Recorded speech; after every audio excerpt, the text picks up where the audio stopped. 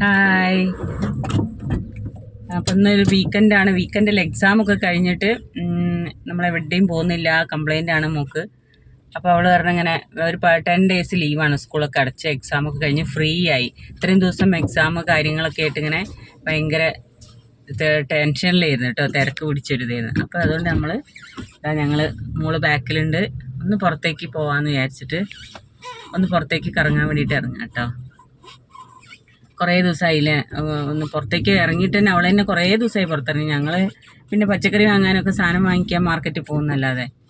അപ്പോൾ ഒന്ന് ഇവിടെ അടുത്ത ഏതെങ്കിലും ഒരു സ്ഥലത്ത് പാർക്കോ ഒക്കെ ഉണ്ട്, പാർക്കിലൊക്കെ ഒന്ന് പോയിട്ട് വരാമെന്ന് വിചാരിച്ചു. അപ്പോൾ ഇനി നിങ്ങൾ വയോ. അപ്പോൾ അതാ ഞങ്ങളൊരു പ്ലാനിങ്ങും ഇല്ലാതെ അങ്ങനെ പുറത്തേക്ക് ഇറങ്ങിട്ടോ. എവിടേക്കാണ് പോകേണ്ടത് ഒന്നും ഉണ്ടായില്ല. അപ്പോൾ അമ്പലത്തിൽ പോകാമെന്ന് പറഞ്ഞാൽ പിന്നെ പാർക്കിൽ പോകാൻ.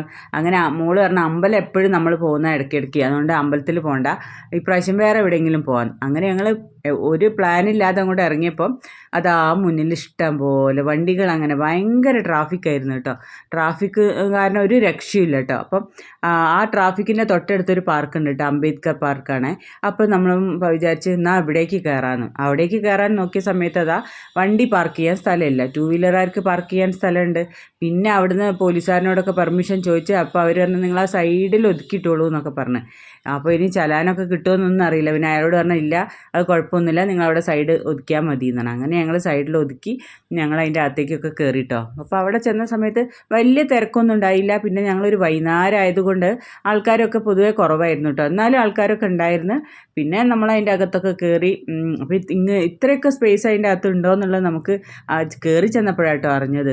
ഇത്രയൊക്കെ സ്ഥലങ്ങളുണ്ട് അതിൻ്റെ ഉള്ളിൽ എന്നൊക്കെ. അപ്പോൾ നമ്മളിപ്പോൾ മെയിൻ റോഡിലായതുകൊണ്ട് പോകുന്ന വഴിക്ക് ഇങ്ങനെ കാണുന്നല്ലാതെ. അപ്പോൾ നമ്മൾ അവിടെ പോയിട്ട് കുറേ ഫോട്ടോസും കാര്യങ്ങളും വീഡിയോസും കാര്യങ്ങളൊക്കെ എടുത്തു. പിന്നെ അവിടുന്ന് 2-3 സ്ഥലമുണ്ട് കേട്ടോ അങ്ങോട്ടേക്കൊക്കെ പോകാനൊക്കെ. അപ്പോൾ ഞങ്ങൾ അതിൻ്റെ പിന്നെ ഉൾവശത്തുള്ള കുറേ ഭാഗങ്ങളൊക്കെ പിന്നെ പോയി. അപ്പോൾ അതൊക്കെ ഒന്ന് വായിച്ചു.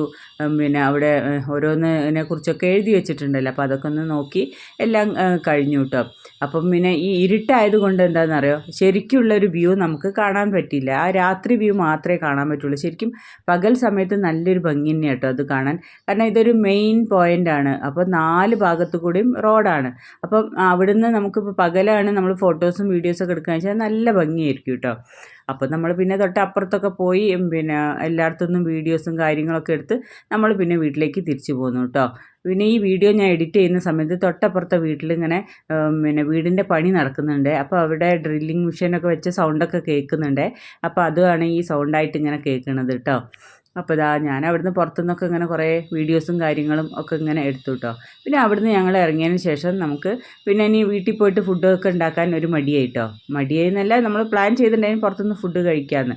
അപ്പോൾ ഇതാ നമ്മളവിടെ ഇന്ന് പിന്നെ വീടിൻ്റെ അടുത്തുള്ള ഒരു സ്ഥലത്ത് നിന്ന് തന്നെ നമ്മൾ ഫുഡ് കഴിച്ചു കേട്ടോ. നല്ല നല്ല ഫുഡായിരുന്നേ, നല്ല ന്യൂഡിൽസും കാര്യങ്ങളൊക്കെ മതി എന്ന് പറഞ്ഞിട്ട് നമ്മളതൊക്കെ കഴിച്ചു.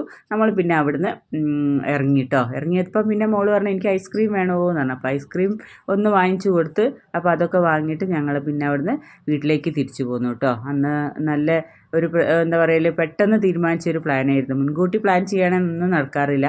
പെട്ടെന്ന് പ്ലാൻ ചെയ്തതുകൊണ്ട് പിന്നെ എല്ലാം നടന്നു കേട്ടോ. അപ്പോൾ ഇത്രയൊക്കെയുള്ള കുഞ്ഞു വീഡിയോ.